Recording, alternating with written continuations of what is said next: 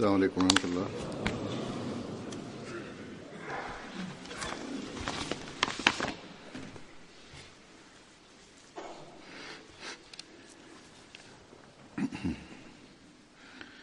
أشهد أن لا إله إلا الله وحده لا شريك له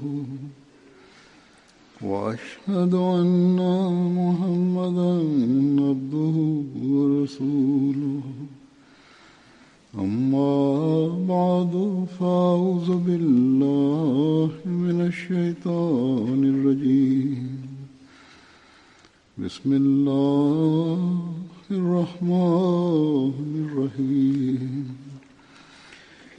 الحمد لله رب العالمين الرحمن الرحيم مالك يوم الدين إياك نعبد وإياك نستعين اهدنا الصراط المستقيم صراط الذين أنعمت عليهم غير المغضوب عليهم ولا الضالين.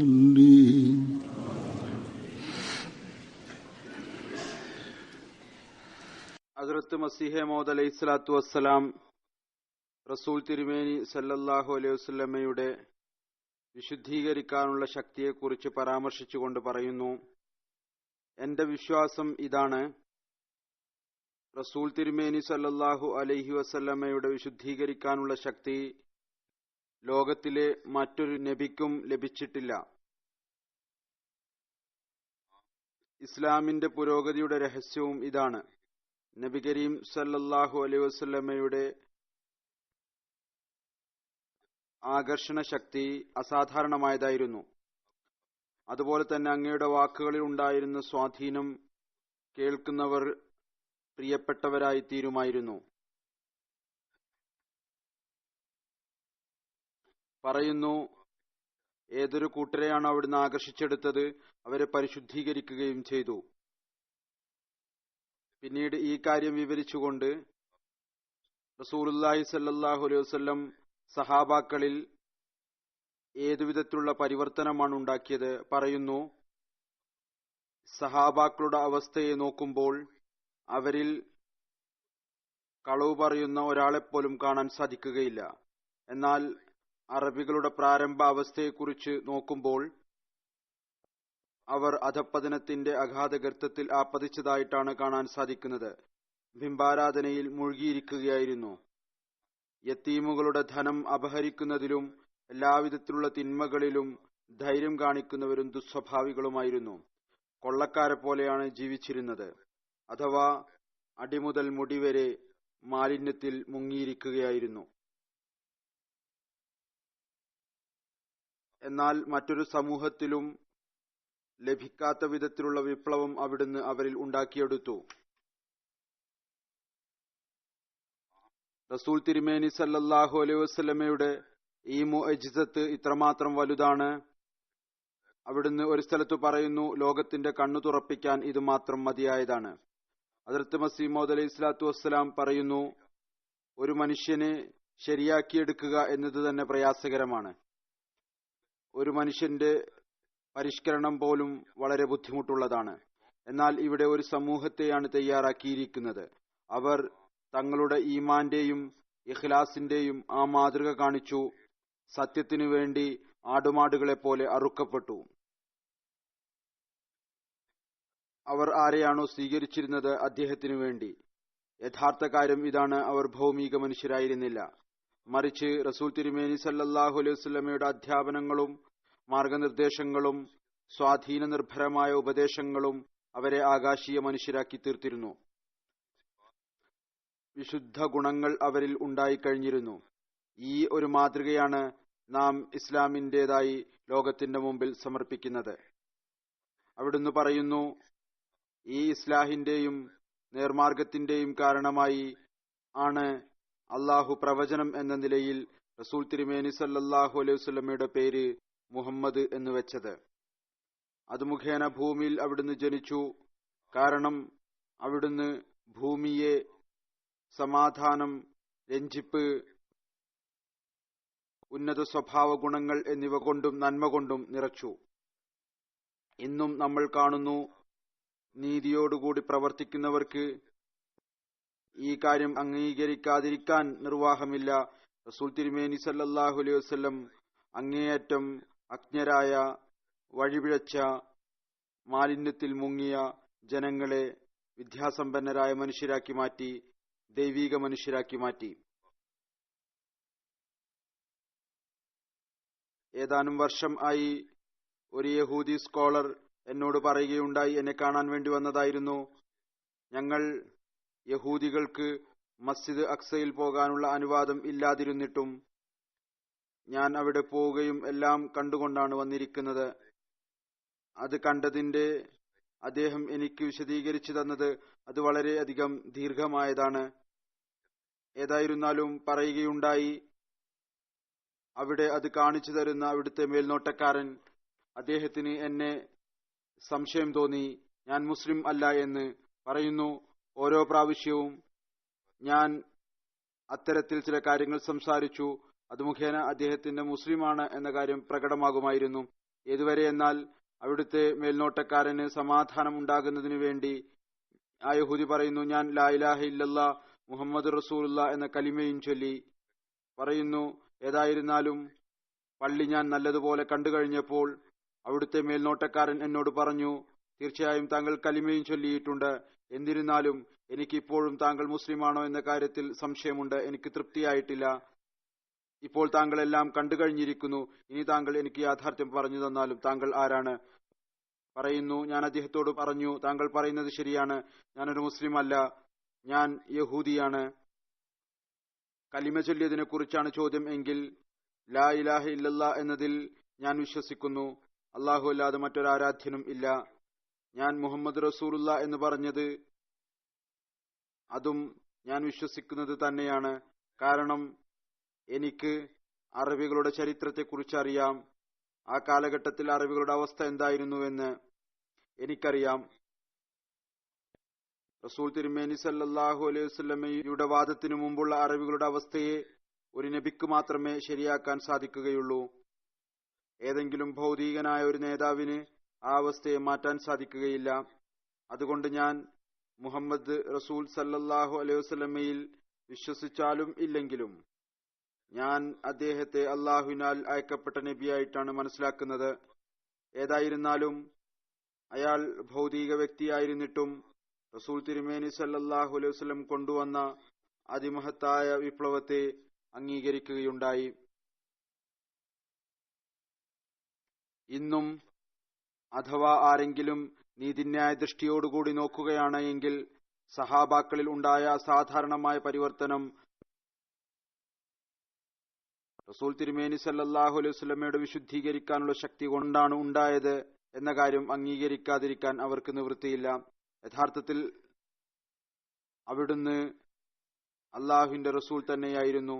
സഹാബാക്കളെക്കുറിച്ച്, അവരുടെ അസാധാരണമായ സ്ഥാനത്തെക്കുറിച്ച്, അവരിൽ അസാധാരണമായ പരിവർത്തനം ഉണ്ടായതിനെക്കുറിച്ച് ഹദ്റത്ത് മസീഹ് മൗഊദ് അലൈഹി സ്വലാത്തു വസ്സലാം ഒരവസരത്തിൽ പറയുന്നു, സഹാബാക്കളുടെ മാതൃക നോക്കുക. യഥാർത്ഥത്തിൽ സഹാബാക്കളുടെ മാതൃക മുഴുവൻ പ്രവാചകന്മാരുടെയും മാതൃക പോലെയാണ്. അള്ളാഹുവിന് കർമ്മമാണ് പ്രിയങ്കരം. അവർ ആടുമാടുകളെ പോലെ തങ്ങളുടെ ജീവൻ നൽകി. അവരുടെ ഉദാഹരണം ഇതുപോലെയാണ്. ഏതുപോലെ നുബുവത്തിന്റെ ഒരു രൂപം ആദം അലൈഹി ഇസ്ലാം മുതൽ രൂപപ്പെട്ടു വരികയാണ്. രൂപം, ചിത്രം, നുബുവത്തിന്റെ ഒരു സ്ഥാനം, നുബുവത്തിന്റെ ഒരു സങ്കല്പം, അത് ആദമിന്റെ കാലഘട്ടം മുതൽ തുടർന്നു വരികയാണ്.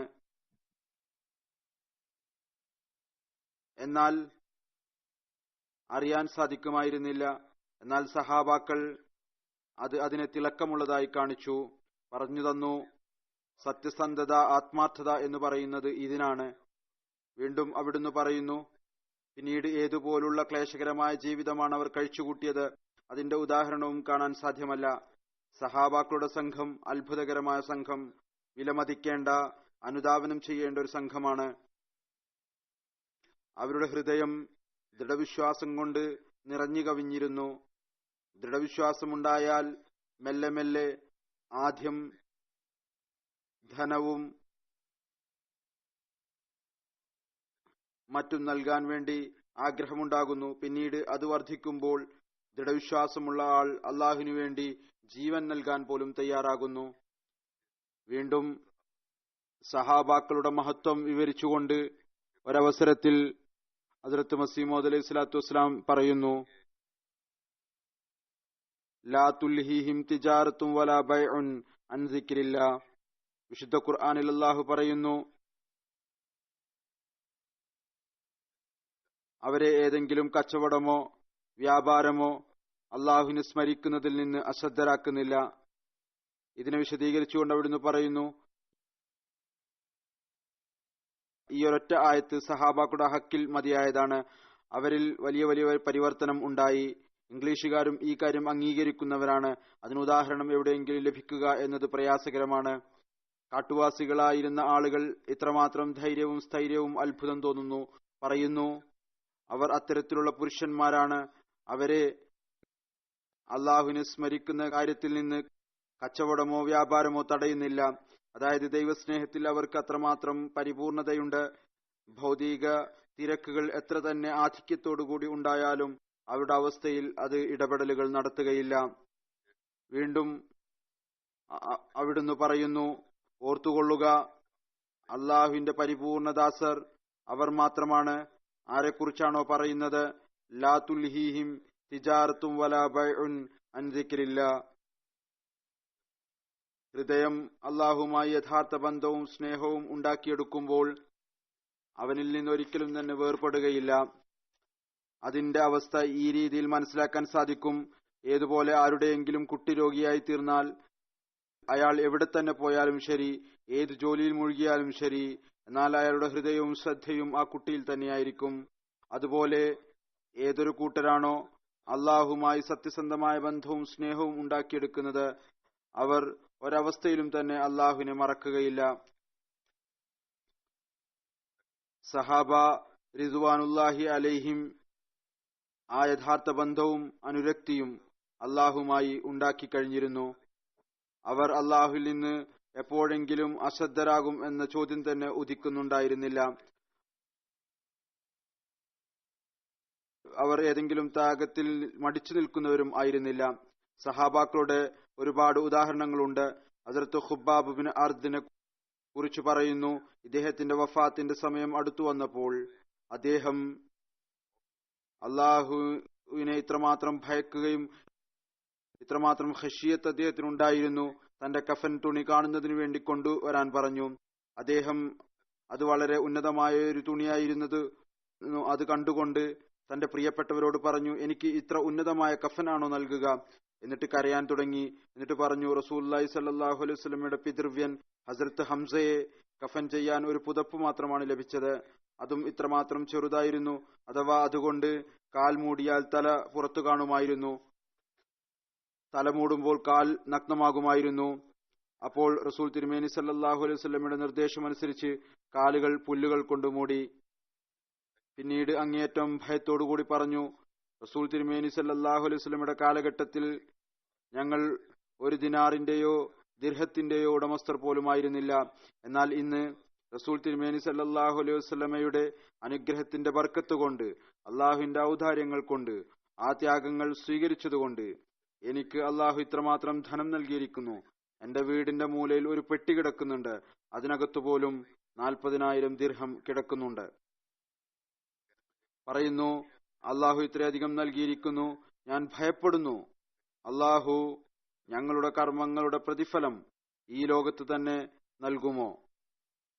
പാരത്രിക ജീവിതത്തിൽ ഉള്ള പ്രതിഫലം അത് ഞങ്ങൾക്ക് നിഷേധിക്കപ്പെടുമോ?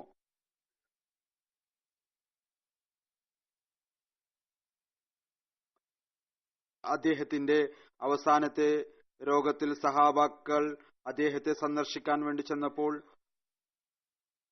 അദ്ദേഹത്തോട് ഇപ്രകാരം പറഞ്ഞു, അദ്ദേഹത്തെ സമാധാനിപ്പിച്ചുകൊണ്ട് പറഞ്ഞു, താങ്കളും ഇനി താങ്കളുടെ മഹാന്മാരായ സഹാബാക്കളുമായി കൂടിച്ചേരാൻ പോവുകയാണ് എന്ന് തോന്നുന്നു. അപ്പോൾ കരയാൻ തുടങ്ങി. കൂടെ ഇതുകൂടി പറഞ്ഞു, ഞാൻ മരണഭയം നിമിത്തമാണ് കരയുന്നത് എന്ന് ധരിക്കരുത്, മറിച്ച് ഞാൻ കരയുന്നത് ഏതൊരു സഹാബാക്കളെ കുറിച്ചാണോ നിങ്ങൾ എന്റെ സഹോദരന്മാർ എന്ന് പറഞ്ഞത്, അവരുടെ സ്ഥാനം വളരെ ഉന്നതമായിരുന്നു. എനിക്കവരുടെ സഹോദരനാകാനുള്ള യോഗ്യത ഉണ്ടോ ഇല്ലേ എന്ന് എനിക്ക് അറിയില്ല. പറയുന്നു, അവർ ആരാണോ നമുക്ക് മുമ്പ് കടന്നുപോയത്, അവർ നാം അനുഗ്രഹം കരസ്ഥമാക്കുന്ന ഭൗതിക സാധന സാമഗ്രികളിൽ നിന്ന് അനുഗ്രഹം കരസ്ഥമാക്കിയിട്ടില്ല. അള്ളാഹുവിനോടുള്ള തഖ്വയും ഭയത്തിന്റെയും സ്ഥാനം ഇതായിരുന്നു. തന്നെ സ്വയം അങ്ങേയറ്റം ബലഹീനനായിട്ടാണ് മനസ്സിലാക്കിയിരുന്നത്. അള്ളാഹുവിനോടുള്ള ഭയം ഉണ്ടായിരുന്നു, ചിന്ത ഉണ്ടായിരുന്നു, മരണത്തിനു ശേഷം അള്ളാഹു തൃപ്തിപ്പെടുമോ ഇല്ലയോ എന്ന്. ഈ ഒരു ദുആ ആയിരുന്നു, അള്ളാഹു തൃപ്തിപ്പെടണം. അങ്ങയുടെ ത്യാഗവും ദീനിനു വേണ്ടിയുള്ള സേവനവും ആരിൽ നിന്നും കുറവായിരുന്നില്ല. ഹദ്റത്ത് അലി റളിയല്ലാഹു തആല അൻഹു ആണ് അങ്ങയുടെ ജനാസ നമസ്കരിപ്പിച്ചത്. ഹദ്റത്ത് അലി അന്ന് ഖലീഫയായിരുന്നു. അദ്ദേഹത്തെ കുറിച്ച് ഈ പ്രശംസാവചനം അവിടുന്ന് പറഞ്ഞു. ആ വാക്കുകളിൽ നിന്ന് തന്നെ ഹദ്റത്ത് ഖുബ്ബാബിന്റെ സ്ഥാനം അനുമാനിക്കാവുന്നതാണ്. അവിടുന്ന് പറഞ്ഞു, അള്ളാഹു ഖുബ്ബാബിനോട് കരുണ ചൊരിയട്ടെ, അദ്ദേഹം അങ്ങേയറ്റത്തെ സ്നേഹത്തോടും താല്പര്യത്തോടും കൂടി ഇസ്ലാം സ്വീകരിച്ചു. പിന്നീട് ഹിജ്റത്തിനുള്ള തൗഫീഖും ലഭിച്ചു. പിന്നീട് അദ്ദേഹം കഴിച്ചുകൂട്ടിയ ജീവിതം ഒരു മുജാഹിദിന്റെ ജീവിതമായിരുന്നു. അദ്ദേഹം കഠിനകരമായ പരീക്ഷണങ്ങളിലൂടെ കടന്നുപോയി.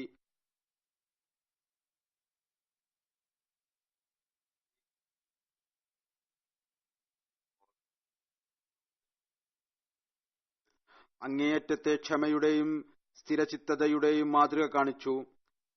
ഹസ്രത്ത് അലി പറയുന്നു, അള്ളാഹു അത്തരം ആളുകളുടെ പ്രതിഫലം ഒരിക്കലും പാഴാക്കിക്കളയുകയില്ല. ആരാണോ നന്മകൾ പ്രവർത്തിക്കുന്നത്.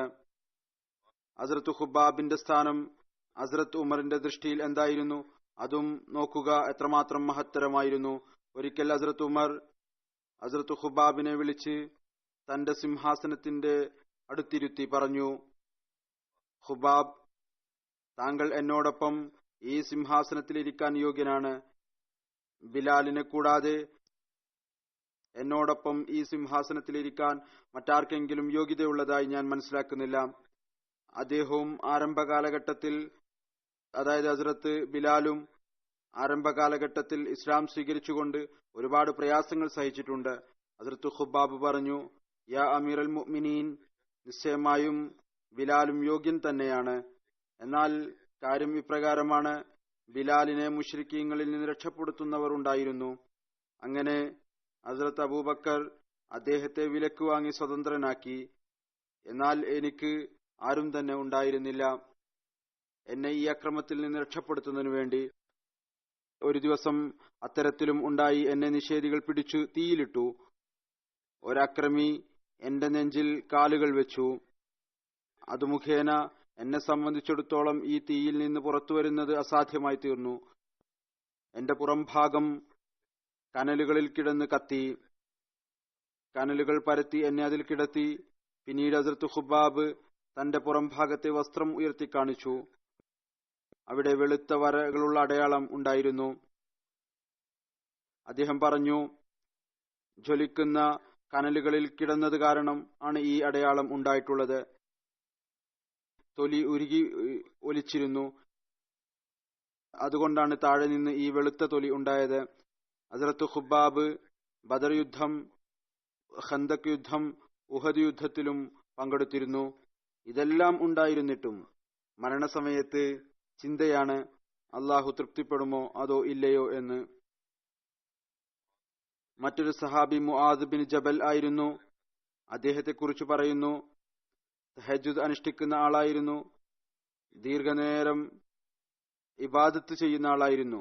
അദ്ദേഹത്തിന്റെ തഹജ്ജുദ് നമസ്കാരത്തിന്റെ ചിത്രം അദ്ദേഹത്തിന്റെ ബന്ധുക്കൾ ഇപ്രകാരം കോറിയിടുന്നു. അള്ളാഹുവിന്റെ സമക്ഷം പറയുമായിരുന്നു, എന്റെ നാഥ, ഇപ്പോൾ എല്ലാവരും ഉറങ്ങുകയാണ്, കണ്ണുകൾ ഉറങ്ങുകയാണ്. അല്ലാഹുവേ, നീ ഹയ്യും ഖയ്യൂമുമാണ്. ഞാൻ നിന്നോട് സ്വർഗമാണ് ചോദിക്കുന്നത്. എന്നാൽ ഞാൻ ഇക്കാര്യത്തിൽ അല്പം അലസനാണ്. അതായത് കർമ്മം ചെയ്യുന്നതിൽ ഞാൻ അലസനാണ്. അഗ്നിയിൽ നിന്ന് ദൂരേക്ക് ഓടുന്നതിലും ബലഹീനനാണ്. എനിക്കറിയാം നരകമാകുന്ന അഗ്നി ഉണ്ട് എന്ന്. അതിനായി നന്മകൾ ചെയ്യേണ്ടതുണ്ട്. എന്നാൽ അതിൽ നിന്ന് രക്ഷപ്പെടുന്നതിൽ ഞാൻ വളരെയധികം ബലഹീനനാണ്. അല്ലാഹുവേ, നീ എനിക്ക് നിന്റെ പക്കൽ നിന്ന് മാർഗദർശനം നൽകിയാലും ആ ഹിദായത്ത് എനിക്ക് ഖിയാമത്ത് നാളിലും ലഭിച്ചിരിക്കണം. അന്ന് നീ നിന്റെ വാഗ്ദാനത്തിനെതിരെ ഒന്നും ചെയ്യുകയില്ല. അള്ളാഹുവിന്റെ മാർഗത്തിൽ വളരെയധികം ചിലവ് ചെയ്യുമായിരുന്നു. ചിലവ് ചെയ്യുന്നത് കൊണ്ട് അദ്ദേഹത്തിന് കടങ്ങളും ഉണ്ടാകുമായിരുന്നു. ഹസ്രത്ത് കഅബ് ബിൻ മാലിക്കിന്റെ മകൻ ഹസ്രത്ത് മുആദിനെ കുറിച്ച് വിവരിക്കുന്നു. അള്ളാഹു ഹസ്രത്ത് മുആദിനോട് അത്ഭുതകരമായ രീതിയിലാണ് പെരുമാറിയിരുന്നത്. അദ്ദേഹം വളരെയധികം സൗന്ദര്യവാനായിരുന്നു, വളരെയധികം ധർമ്മിഷ്ഠനുമായിരുന്നു. അദ്ദേഹത്തിന്റെ ദുആകൾ വളരെയധികം സ്വീകരിക്കപ്പെടുമായിരുന്നു. അള്ളാഹുവിനോട് ചോദിക്കുന്നത് അള്ളാഹു അദ്ദേഹത്തിന് നൽകുകയും ചെയ്യുമായിരുന്നു. അള്ളാഹു അദ്ദേഹത്തോട് പ്രത്യേകമായ നിലയിലാണ് പെരുമാറിയിരുന്നത്. അഥവാ കടമുണ്ടായിരുന്നുവെങ്കിൽ അത് നീങ്ങിപ്പോകുന്നതിനുള്ള സംവിധാനവും അള്ളാഹു ഒരുക്കി നൽകുമായിരുന്നു. അള്ളാഹു അത്ഭുതകരമായ നിലയിലുള്ള ഒരു ഗ്രാഹ്യശക്തിയും ആത്മീയ ദൃഷ്ടിയും അദ്ദേഹത്തിന് നൽകിയിരുന്നു. ഈ സഹാബാക്കൾക്ക് അള്ളാഹുവിനോടുള്ള സ്നേഹം കാരണം റസൂൽ തിരുമേനി സല്ലല്ലാഹു അലൈഹി വസല്ലമയോടും സ്നേഹമുണ്ടായിരുന്നു. അല്ലെങ്കിൽ റസൂൽ തിരുമേനി സല്ലല്ലാഹു അലൈഹി വസല്ലമയോടുള്ള സ്നേഹം കാരണം കൊണ്ട് അള്ളാഹുവിനോടും സ്നേഹം ഉണ്ടായിക്കഴിഞ്ഞിരുന്നു. കാരണം അങ്ങയുടെ വിശുദ്ധീകരിക്കാനുള്ള ശക്തിയാണ് ഇവരിൽ അള്ളാഹുവിനോടുള്ള സ്നേഹത്തിന്റെ ഗ്രാഹ്യം ഉണ്ടാക്കിയെടുത്തത്. ഇതുപോലെ പറയുകയുണ്ടായി, റസൂൽ തിരുമേനി സല്ലല്ലാഹു അലൈഹി വസല്ലമയുടെ വിശുദ്ധീകരിക്കാനുള്ള ശക്തി അവരിൽ ഒരു വിപ്ലവം ഉണ്ടാക്കിയെടുക്കുകയുണ്ടായി എന്നല്ല. അതല്ല എങ്കിൽ സ്നേഹത്തിന്റെയും അനുരക്തിയുടെയും ഈ കഥകൾ ഒരിക്കലും രചിക്കപ്പെടുമായിരുന്നില്ല. അള്ളാഹുവിനു വേണ്ടി റസൂൽ തിരുമേനി സല്ലല്ലാഹു അലൈഹി വസല്ലമയോടുണ്ടായിരുന്ന സ്നേഹം അതും അത്തരത്തിലുള്ളതാണ്. അതിനുള്ള ഉദാഹരണവും കാണാൻ സാധ്യമല്ല. ഏതുപോലെ ഹദ്റത്ത് മസീഹ് മൗഊദ് അലൈഹി സ്വലാമും പറഞ്ഞിട്ടുണ്ട്. ഹദ്റത്ത് ഷമ്മാസ് ബിൻ ഉസ്മാനെ കുറിച്ച് ചരിത്രം അത്തരത്തിലുള്ള ഒരു സംഭവം സുരക്ഷിതമാക്കി വെച്ചിട്ടുണ്ട്. അത് അദ്ദേഹത്തിന് റസൂൽ തിരുമേനി സല്ലല്ലാഹു അലൈഹി വസല്ലമയോടുള്ള സ്നേഹത്തിന്റെ ഒരു ഉദാഹരണമായി മാറി. ഇസ്ലാമിനു വേണ്ടി ത്യാഗത്തിന്റെ ഉന്നതമായ മാതൃക സ്ഥാപിച്ചതിന്റെ ഒരു ഉദാഹരണമാണ് അത്. ഉഹദ് യുദ്ധത്തിൽ ഹസ്രത്ത് തൽഹയുടെ സ്നേഹത്തിന്റെയും അനുരക്തിയുടെയും മാതൃക ലഭിക്കുന്നിടത്ത് ഏതുവിധത്തിലാണ് അദ്ദേഹം തന്റെ കൈ റസൂൽ തിരുമേനി സല്ലല്ലാഹു അലൈഹി വസല്ലമയുടെ മുഖത്തിനു മുന്നിൽ വെച്ചത്, അങ്ങേക്ക് ഒരമ്പും ഏൽക്കാതിരിക്കുന്നതിനു വേണ്ടി. അവിടെ ഹസ്രത്ത് ഷമ്മാസും വലിയ പങ്ക് നിർവഹിക്കുകയുണ്ടായി. ഹസ്രത്ത് ഷമ്മാസ് റസൂൽ തിരുമേനി സല്ലല്ലാഹു അലൈഹി വസല്ലമയുടെ മുന്നിൽ നിന്നു എല്ലാ ആക്രമണങ്ങളും സ്വയം ഏറ്റുവാങ്ങി. റസൂൽ തിരുമേനി സല്ലല്ലാഹു അലൈഹി വസല്ലം ഹസ്രത്ത് ഷമ്മാസിനെ കുറിച്ച് പറഞ്ഞു, ഷമ്മാസിനെ ഞാൻ ഏതെങ്കിലും വസ്തുവുമായി ഉപമിക്കുകയാണ് എങ്കിൽ ഞാനൊരു പരിചയവുമായി ഉപമിക്കും. കാരണം അദ്ദേഹം ഉഹദ് മൈതാനത്ത് എന്നെ സംബന്ധിച്ചിടത്തോളം ഒരു പരിചയമായി മാറിയിരുന്നു. അദ്ദേഹം എന്റെ മുന്നിലും പിന്നിലും ഇടതും വലതും സംരക്ഷിച്ചുകൊണ്ട് അവസാന ശ്വാസം വരെ യുദ്ധം ചെയ്തു. റസൂൽ തിരുമേനി സല്ലല്ലാഹു അലൈഹി വസല്ലം എവിടേക്ക് നോക്കിയാലും അവിടുന്ന് പറയുന്നു, ഷമ്മാസ് അങ്ങേയറ്റം ധൈര്യത്തോടുകൂടി അവിടെ യുദ്ധം ചെയ്യുന്നതായി എനിക്ക് കാണാൻ കഴിയുമായിരുന്നു. ശത്രുക്കൾ റസൂൽ തിരുമേനി സല്ലല്ലാഹു അലൈഹി വസല്ലമയെ ആക്രമിക്കുന്നതിൽ വിജയിച്ചപ്പോൾ റസൂൽ തിരുമേനിക്ക് അബോധാവസ്ഥ ഉണ്ടാവുകയും അവിടുന്ന് വീഴുകയും ചെയ്തപ്പോൾ അപ്പോഴും ഷമ്മാസ് തന്നെയാണ് പരിചയായി മുന്നിൽ നിന്നത്. ഏതുവരെ എന്നാൽ സ്വയം കഠിനമായി മുറിവേറ്റു. ഈ അവസ്ഥയിൽ അദ്ദേഹത്തെ മദീനയിലേക്ക് കൊണ്ടുവന്നു. ഹസ്രത്ത് ഉമ്മു സൽമ പറഞ്ഞു, ഇത് എന്റെ എളാപ്പയുടെ മകനാണ്. ഞാൻ ഇദ്ദേഹത്തിന്റെ ബന്ധുവും കുടുംബക്കാരിയുമാണ്. അതുകൊണ്ട് എന്റെ വീട്ടിലാണ് ഇദ്ദേഹത്തിന്റെ പരിചരണവും ചികിത്സയും നടക്കേണ്ടത്. എന്നാൽ പരിക്കുകളുടെ കാഠിന്യം കാരണം 1.5-2 ദിവസത്തിനു ശേഷം തന്നെ അദ്ദേഹം വഫാത്തായി. റസൂൽ തിരുമേനി സല്ലല്ലാഹു അലൈഹി വസല്ലം പറഞ്ഞു, ഷമ്മാസിനെയും അദ്ദേഹത്തിന്റെ വസ്ത്രങ്ങളിൽ തന്നെ കബറടക്കുക, ഏതുപോലെ മറ്റു ശുഹദാക്കളെ ചെയ്തുവോ. മറ്റൊരു സഹാബി സഈദ് ബിൻ സെയ്ദ് ആണ്. ഇദ്ദേഹം ഹസ്രത്ത് ഉമറിന്റെ സഹോദരി ഭർത്താവായിരുന്നു. അദ്ദേഹം തന്നെയാണ് ഇസ്ലാം സ്വീകരിച്ചത്. കാരണം അടിക്കാനായി ഹസ്രത്ത് ഉമർ കൈ ഉയർത്തിയപ്പോൾ അദ്ദേഹത്തിന്റെ ഭാര്യ ഹസ്രത്ത് ഉമറിന്റെ സഹോദരി മുന്നിൽ വരികയും അവർക്ക് പരിക്ക് പറ്റുകയും ചെയ്തു. അതിന്റെ സ്വാധീനം ഹസ്രത്ത് ഉമറിലും ഉണ്ടായി. അദ്ദേഹം ഇസ്ലാം സ്വീകരിക്കുന്നതിലേക്ക് ശ്രദ്ധിക്കുകയും അതിലേക്ക് ചായുകയും ചെയ്തു. ഹസ്രത്ത് സഈദിന്റെ ഹൃദയവിശാലതയെക്കുറിച്ചും അള്ളാഹുവിനോടുള്ള ഭയത്തെക്കുറിച്ചും ഒരു സംഭവം കാണാൻ സാധിക്കും. അദ്ദേഹത്തിന് ഒരു ഭൂസ്വത്തുണ്ടായിരുന്നു. കുറച്ച് അളവിൽ ഭൂമി ഉണ്ടായിരുന്നു. അതുകൊണ്ടാണ് ചിലവുകൾ കഴിഞ്ഞിരുന്നത്. ഒരു സ്ത്രീയുടെ ഭൂമിയും അദ്ദേഹത്തിന്റെ ഭൂമിയോട് ചേർന്ന് കിടന്നിരുന്നു. ആ സ്ത്രീ അദ്ദേഹത്തിന്റെ ഭൂമിക്ക് മേൽ ഉടമസ്ഥാവകാശം ഉന്നയിച്ചു. ഇതിൽ കുറച്ച് ഭൂമി അവിടുന്ന് എന്റേത് അപഹരിച്ചിട്ടുണ്ട്. ഹസ്രത്ത് സഈദ് പറഞ്ഞു, ഒരു കേസും നടത്തേണ്ടതില്ല. തന്റെ മുഴുവൻ ഭൂമിയും അദ്ദേഹം കൈവിട്ട് കളഞ്ഞു. ആ ഭൂമി ആ സ്ത്രീക്ക് നൽകി. എന്നിട്ട് പറഞ്ഞു, ഞാൻ റസൂൽ തിരുമേനി സല്ലല്ലാഹു അലൈഹി വസല്ലമയിൽ നിന്ന് കേട്ടിട്ടുണ്ട്, ഏതൊരാളാണോ അവകാശമില്ലാതെ ഒരാളുടെ ഒരു ചാൺഭൂമി പോലും എടുക്കുന്നത്, അയാൾക്ക് ഖിയാമത്ത് നാളിൽ 7 ഭൂമിയുടെ ഭാരം ചുമക്കേണ്ടതായി വരും. അതുകൊണ്ട് ഞാൻ ഈ ആരോപണം എന്റെ മേൽ വെക്കാൻ ആഗ്രഹിക്കുന്നില്ല, കലഹിക്കാനും ആഗ്രഹിക്കുന്നില്ല. എന്നാൽ ലോകം ഒരാളുടെ ഭൂമി പിടിച്ചടക്കി എന്ന് പറയാതിരിക്കുന്നതിനും ആർക്കും പറയാൻ സാധിക്കുമായിരുന്നു, ഒരു സ്ത്രീയുടെ ഭൂമി അവിടുന്ന് പിടിച്ചുവെച്ചു. ഇപ്പോൾ അത് അറിയാൻ സാധിച്ചപ്പോൾ ഭൂമി തിരിച്ചു നൽകുകയാണ്. അതുകൊണ്ട് തന്നെ സ്വയം ഈ ആരോപണത്തിൽ നിന്ന് തന്നെ മുക്തനാക്കുന്നതിനു വേണ്ടി വലിയ ദുആ ചെയ്യുന്ന വ്യക്തിയായിരുന്നു. ആ സ്ത്രീക്ക് വേണ്ടി ദുആ ചെയ്തു. അഥവാ ഇവർ അക്രമത്തിന് ഇരയാക്കപ്പെട്ടിട്ടില്ല എങ്കിൽ, ഈ സ്ത്രീ അക്രമിയാണെങ്കിൽ അള്ളാഹു ഇവരെ പിടിക്കട്ടെ, അവർക്ക് മോശം പര്യവസാനം ഉണ്ടാകട്ടെ. അങ്ങനെ പറയുന്നവർ പറയുന്നു, ആ സ്ത്രീ അന്ധയായി നശിച്ചു. അങ്ങനെ പാഠം ഉൾക്കൊള്ളുന്ന ഒരടയാളമായി മാറി. സത്യമായ കാര്യം പറയുകയും ആരെയെങ്കിലും ഭയക്കാതിരിക്കുകയും ചെയ്യുക എന്നത് സഹാബാക്കളുടെ അടയാളമായിരുന്നു. ഹസ്രത്ത് സഈദ് ബിൻ സൈദിനെ കുറിച്ച് പറയുന്നു, ഒരു ദിവസം കൂഫയിൽ അമീർ മുആവിയ നിശ്ചയിച്ച ഗവർണർ ഒരു ദിവസം ജാമിയ മസ്ജിദിൽ ഇരിക്കുകയായിരുന്നു. ഹസ്രത്ത് സഈദ് അവിടേക്ക് കടന്നു വന്നു. ഗവർണർ വളരെ ബഹുമാനത്തോടും ആദരവോടും കൂടി അദ്ദേഹത്തെ സ്വാഗതം ചെയ്തു, തന്റെ കൂടെ ഇരുത്തി. ഇതിനിടക്ക് കൂഫയിലെ ഒരു വ്യക്തി വരികയും ഹസ്രത്ത് അലിയെ ചീത്ത പറയാൻ തുടങ്ങുകയും ചെയ്തു. ഹസ്രത്ത് സഈദ് ഇത് കണ്ട് അയാളിൽ അങ്ങേയറ്റം അനിഷ്ടം പ്രകടിപ്പിച്ചു. ഗവർണറുടെ മുന്നിൽ പറയുകയാണ്, അതുകൊണ്ട് ഞാൻ മിണ്ടാതിരിക്കാം, അതിലാണ് ഹിക്മത്ത് എന്ന് വിശ്വസിച്ചില്ല. പറഞ്ഞു, ഞാൻ റസൂലുള്ളാഹി സ്വല്ലല്ലാഹു അലൈഹി വസല്ലമയിൽ നിന്ന് കേട്ടിട്ടുണ്ട്, അബൂബക്കറും ഉമറും ഉസ്മാനും അലിയും തൽഹയും സുബൈർ ബിൻ അവ്വാമും സഅദും അബ്ദുറഹ്മാൻ ബിൻ ഔഫും സ്വർഗത്തിലായിരിക്കും. പറയുന്നു, 10ാമത് ഒരാൾ കൂടിയുണ്ട്, അദ്ദേഹത്തിന്റെ പേര് ഞാൻ പറയുന്നില്ല. ആളുകൾ ശക്തി ചെലുത്തി ചോദിക്കാൻ തുടങ്ങിയപ്പോൾ പറഞ്ഞു, ആ 10ാമത്തെ ആൾ ഞാൻ സഈദ് ബിൻ സൈദ് ആണ്. അങ്ങയിൽ നിന്ന് ഈ ഒരു ഹദീസും റിപ്പോർട്ട് ചെയ്യപ്പെട്ടിട്ടുണ്ട്, ഏറ്റവും വലിയ പലിശ, അതായത് ഹറാമക്കപ്പെട്ട കാര്യം മുസ്ലിമിന്റെ അഭിമാനത്തിനു മേലുള്ള അനാവശ്യമായ ആക്രമണമാണ്. ഇന്ന് ഈ ഒരു കാര്യമാണ് മുസ്ലിങ്ങൾ മറന്നിരിക്കുന്നത്. വലിയ തോതിൽ മുതൽ ചെറിയ തോതിൽ വരെ, ചെറിയ ചെറിയ കാര്യങ്ങൾ വരെ നാം കാണുന്നു, മുസ്ലിങ്ങളുടെ അഭിമാനത്തിനുമേൽ തങ്ങളുടെ സ്വാർത്ഥ താൽപര്യങ്ങൾക്ക് വേണ്ടി ആക്രമണം നടത്തിക്കൊണ്ടിരിക്കുന്നു. മറ്റൊരു സഹാബി ഹസ്രത്ത് സുഹൈബ് ബിൻ സനാൻ റൂമിയെ കുറിച്ചുള്ളതാണ്.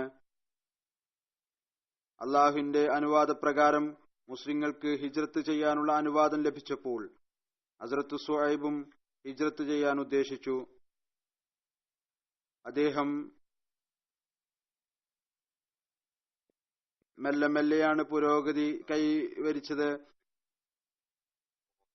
ഒരു അടിമയായിക്കൊണ്ടാണ് വന്നത്, പിന്നീട് സ്വതന്ത്രനായി, പിന്നീട് പുരോഗതി കൈവരിച്ചു, കച്ചവടം ആരംഭിച്ചു, വലിയ ധനികനായ കച്ചവടക്കാരനായി തീർന്നു.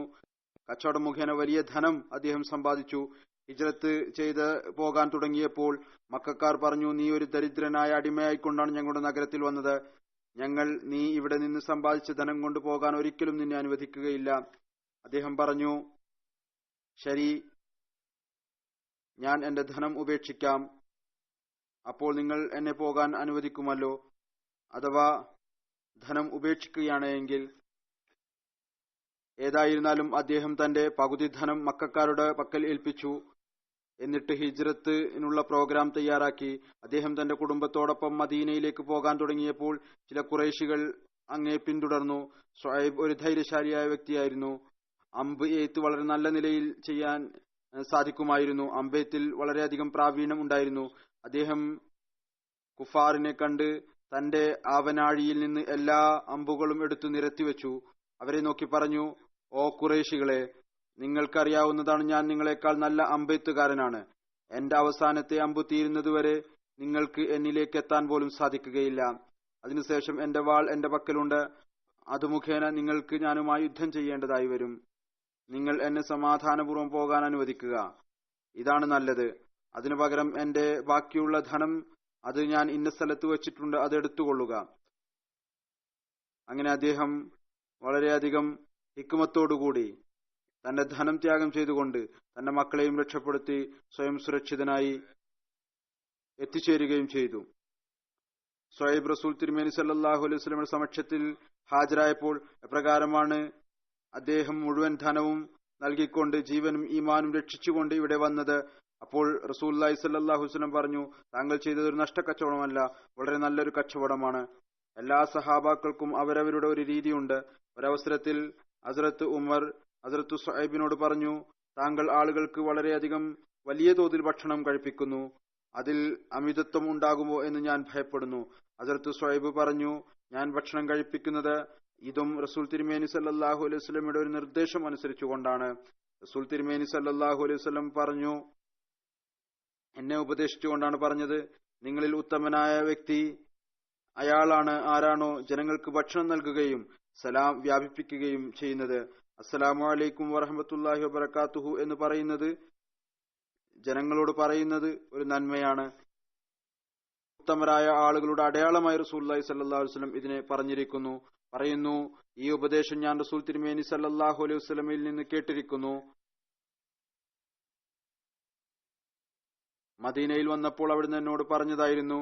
ഞാൻ അതിനെ അരക്കെട്ടുറപ്പിച്ചു.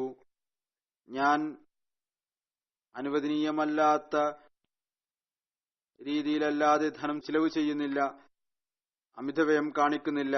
ഹസ്രത്ത് സുഹൈബിന്റെ സ്ഥാനം ഹസ്രത്ത് ഉമറിന്റെ ദൃഷ്ടിയിലും വളരെ വലുതായിരുന്നു. അങ്ങനെ ഹസ്രത്ത് ഉമർ തന്റെ ജനാസ ഹസ്രത്ത് സുഹൈബിനെ കൊണ്ട് നമസ്കരിപ്പിക്കണം എന്നാണ് വസിയത്ത് ചെയ്തിരുന്നത്. ഏതുവരെ അടുത്ത ഖലീഫയെ തിരഞ്ഞെടുക്കപ്പെട്ടില്ലയോ അതുവരെ നമസ്കാരത്തിന്റെ ഇമാമത്തും ഇദ്ദേഹമാണ് വഹിച്ചിരുന്നത്. ഹസ്രത്ത് ഉസാമ റസൂൽ തിരുമേനി സല്ലല്ലാഹു അലൈഹി വസല്ലം സ്വതന്ത്രനാക്കപ്പെട്ട അടിമ ഹസ്രത്ത് സയ്യിദിന്റെ മകനായിരുന്നു. ഹസ്രത്ത് ഉസാമ ആ സൗഭാഗ്യവാനായിരുന്നു. അദ്ദേഹത്തിന് റസൂൽ തിരുമേനി സല്ലല്ലാഹു അലൈഹി വസല്ലം തന്റെ സ്നേഹത്തിന്റെ സർട്ടിഫിക്കറ്റ് നൽകിയിരുന്നു. റസൂൽ തിരുമേനി സല്ലല്ലാഹു അലൈഹി വസല്ലം അദ്ദേഹത്തെ ഇത്രമാത്രം സ്നേഹിച്ചിരുന്നു. ഉസാമ സ്വയം പറയുന്നു, റസൂൽ തിരുമേനി സല്ലല്ലാഹു അലൈഹി വസല്ലം ഹസ്രത്ത് ഹുസൈനെയും അദ്ദേഹത്തെയും രണ്ടുപേരെയും രണ്ട് തുടകളിൽ ഇരുത്തുമായിരുന്നു. എന്നിട്ട് പറയുമായിരുന്നു, അള്ളാഹു ഇവർ രണ്ടുപേരെയും നീ സ്നേഹിക്കണമേ, ഞാൻ ഇവരെ സ്നേഹിക്കുന്നു. എന്നാൽ എവിടെയാണോ തർബിയത്തിന്റെയും ദീനിന്റെയും കാര്യം വരുന്നത് അവിടെ കേവലം അള്ളാഹുവിന്റെ കൽപ്പന മാത്രമാണുള്ളത്. പിന്നീട് വ്യക്തിപരമായ സ്നേഹം ഇല്ലാതായിത്തീരുന്നു. ഹസ്രത്ത് ഉസാമ റസൂൽ തിരുമേനി സല്ലല്ലാഹു അലൈഹി വസല്ലമയുടെ കാലഘട്ടത്തിൽ ചെറിയ പ്രായമുള്ള ആളായിരുന്നു. എന്നല്ല, റസൂൽ തിരുമേനി സല്ലല്ലാഹു അലൈഹി വസല്ലം വഫാത്താകുമ്പോൾ ഇദ്ദേഹത്തിന്റെ പ്രായം 18 വയസ്സായിരുന്നു. ഇന്നലെ ചില യുദ്ധങ്ങളിൽ പങ്കെടുക്കാൻ ഇദ്ദേഹത്തിന് അവസരം ലഭിച്ചു. ഒരു സംഭവം കാണാം. ഒരു യുദ്ധത്തിൽ ഒരു നിഷേധി ഉസാമയുടെ മുന്നിൽ വന്നു. അയാൾ ഉടനെ തന്നെ കലിമ ചൊല്ലി. എന്നാൽ അദ്ദേഹം അയാളെ എന്നിട്ടും വധിച്ചു കളഞ്ഞു. മരണഭയം കൊണ്ടാണ് അയാൾ കലിമ ചൊല്ലിയത്. ഹസ്രത്ത് ഉസാമ പറയുന്നു, ഞാൻ ഈ സംഭവം റസൂൽ തിരുമേനി സല്ലല്ലാഹു അലൈഹി വസല്ലമയുടെ സമക്ഷത്തിൽ വിവരിച്ചു. അപ്പോൾ അവിടുന്ന് പറഞ്ഞു, നീ ആ വ്യക്തി കലിമ ചൊല്ലിയതിനു ശേഷവും അയാളെ വധിച്ചു കളഞ്ഞുവോ?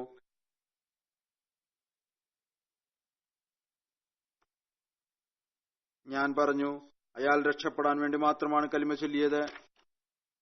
റസൂൽ തിരുമേനി സല്ലല്ലാഹു അലൈഹി വസല്ലം പറഞ്ഞു, നീ അയാളുടെ ഹൃദയം തുറന്നു നോക്കിയിരുന്നുവോ? വീണ്ടും പറഞ്ഞു, നീ അയാളെ ഷഹാദത്ത് കലിമ ചൊല്ലിയതിനു ശേഷവും കൊന്നുകളഞ്ഞുവോ? ഉസാമ പറഞ്ഞു, റസൂൽ തിരുമേനി സല്ലല്ലാഹു അലൈഹി വസല്ലം ഈ വാക്കുകൾ ഇത്ര തവണ ആവർത്തിച്ചു. ഞാൻ ആഗ്രഹിച്ചു, ഞാൻ ഇതിന് മുമ്പ് മുസ്ലിം തന്നെ ആയിരുന്നില്ല എങ്കിൽ എത്ര നന്നായിരുന്നു.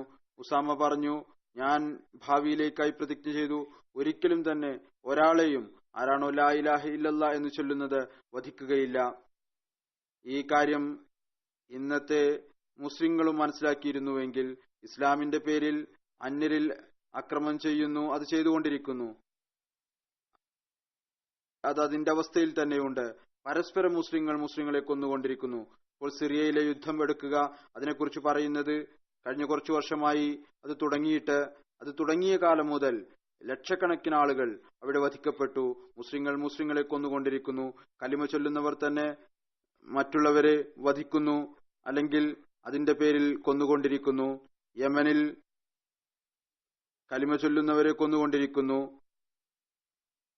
മറ്റ് അക്രമങ്ങൾ ചെയ്തുകൊണ്ടിരിക്കുന്നു, ടോർച്ചർ ചെയ്തുകൊണ്ടിരിക്കുന്നു. അള്ളാഹു ഈ മുസ്ലിങ്ങൾക്കും ബുദ്ധി നൽകുമാറാകട്ടെ. സഹാബാക്കളുടെയും റസൂലിനോടുമുള്ള സ്നേഹത്തിന്റെ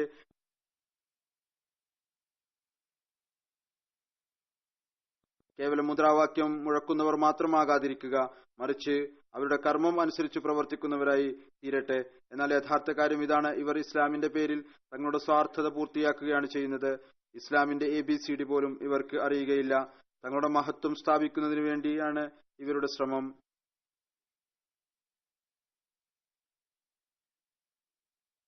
വായിൽ അള്ളാഹുവിന്റെ പേരാണ്, എന്നാൽ ഹൃദയങ്ങളിൽ കേവലം സ്വാർത്ഥത മാത്രമാണ് ഉള്ളത്.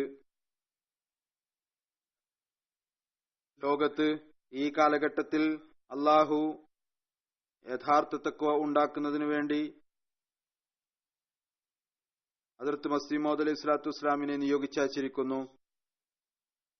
ഈ മുസ്ലിങ്ങളുടെ അവസ്ഥ കണ്ടുകൊണ്ട് ഇവരുടെ പരിഷ്കരണം നടക്കുകയില്ല ഏതുവരെ അവർ ഈ മഹാത്മാവിനെ വിശ്വസിക്കുന്നില്ലയോ.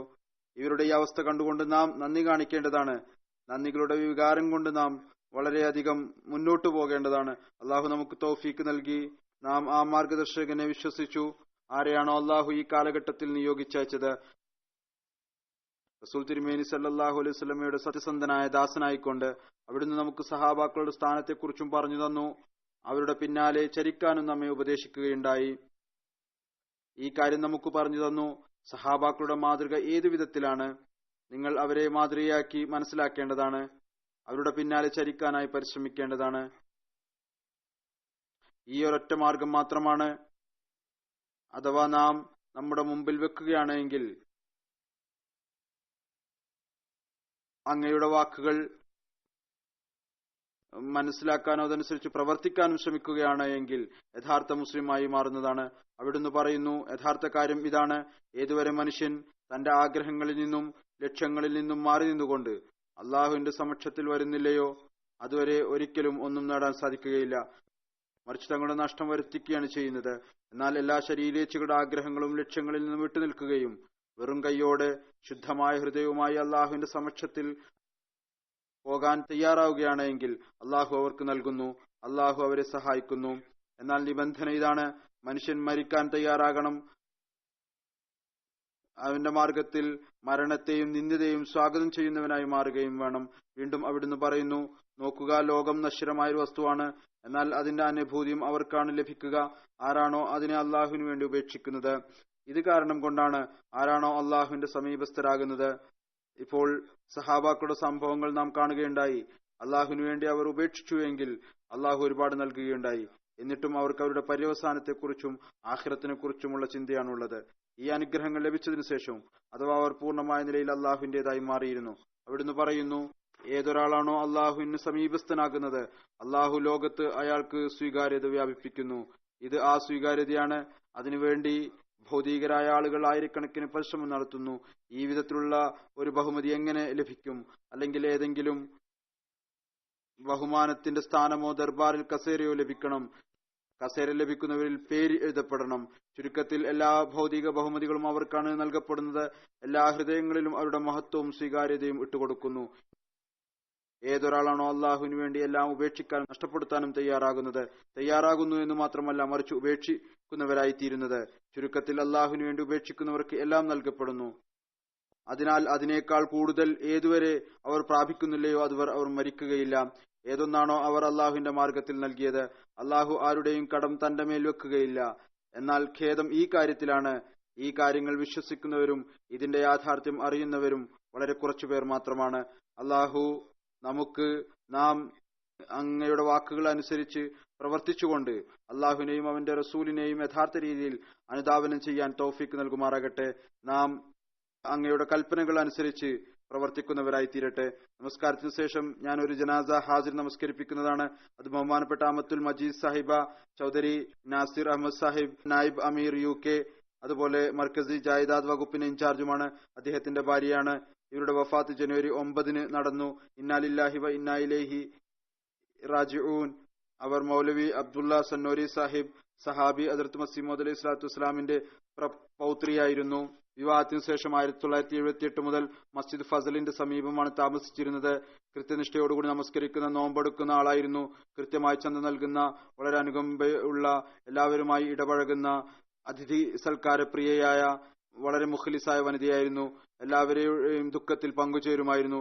ഖിലാഫത്തുമായി ബന്ധമുണ്ടായിരുന്നു. എപ്പോഴും തന്റെ കുട്ടികളെ ഈ ബന്ധത്തെക്കുറിച്ച് ഉപദേശിക്കുമായിരുന്നു. നമസ്കാരം കൃത്യനിഷ്ഠമായി അനുഷ്ഠിക്കുന്നതിനെ കുറിച്ച് ഉപദേശിക്കുമായിരുന്നു. കുട്ടികൾക്ക് നല്ല തർബിയത്ത് നൽകാനായി പരിശ്രമിച്ചു.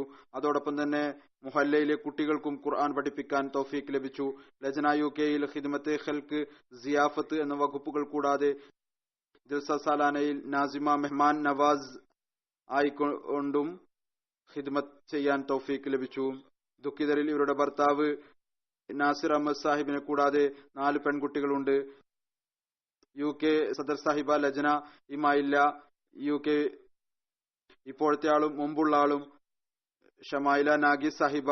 ഇവർ രണ്ടുപേരും ഇതാണ് എഴുതിയിട്ടുള്ളത്. വളരെയധികം സ്നേഹിക്കുന്ന ഒരു വനിതയായിരുന്നു. നിസ്വാർത്ഥമായ സ്നേഹം കാണുന്ന ഓരോരുത്തർക്കും തോന്നുമായിരുന്നു. ജൽസയിൽ നീണ്ടകാലം നാസിമ മെഹ്മാൻ നവാസായി ജോലി നിർവഹിച്ചു. വളരെ ഇഖ്ലാസോടും അധ്വാനത്തോടും കൂടി ഈ ജോലി ചെയ്തു. സെക്രട്ടറി സിയാഫത്തായും സേവനം ചെയ്യാൻ തൗഫീക്ക് ലഭിച്ചു. വളരെ വിനയത്തോടുകൂടി ഈ ജോലി ചെയ്തു. അള്ളാഹു മർഹൂമയുടെ ദർജകൾ ഉയർത്തുമാറാകട്ടെ. ഇവരുടെ നന്മകൾ ഇവരുടെ മക്കളിലും അള്ളാഹു നിലനിർത്തുമാറാകട്ടെ. ഞാൻ പറഞ്ഞതുപോലെ നമസ്കാരത്തിന് ശേഷം ജനാസ ഹാസിറാണ്. ഞാൻ പുറത്തുപോയി ജനാസ നമസ്കരിപ്പിക്കും. സഹോദരന്മാർ ഇവിടെ തന്നെ സഫ് ശരിയാക്കി നിൽക്കുക.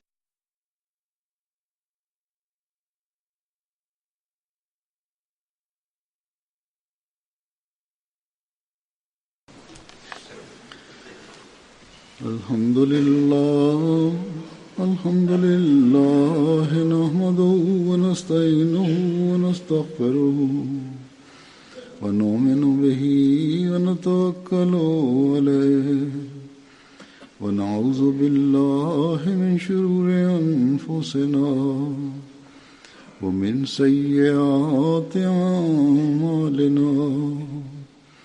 من يهده الله فلا مضل له ومن يضلل فلا هادي له ونشهد أن لا إله إلا الله ونشهد أن محمدا عبده ورسوله. عباد الله رحمكم الله، إن الله يأمر بالعدل والإحسان وإيتاء ذي القربى وينهى عن الفحشاء والمنكر والبغي يعظكم لعلكم تذكرون. اذكروا الله يذكركم وادعوه يستجب لكم ولذكر الله أكبر.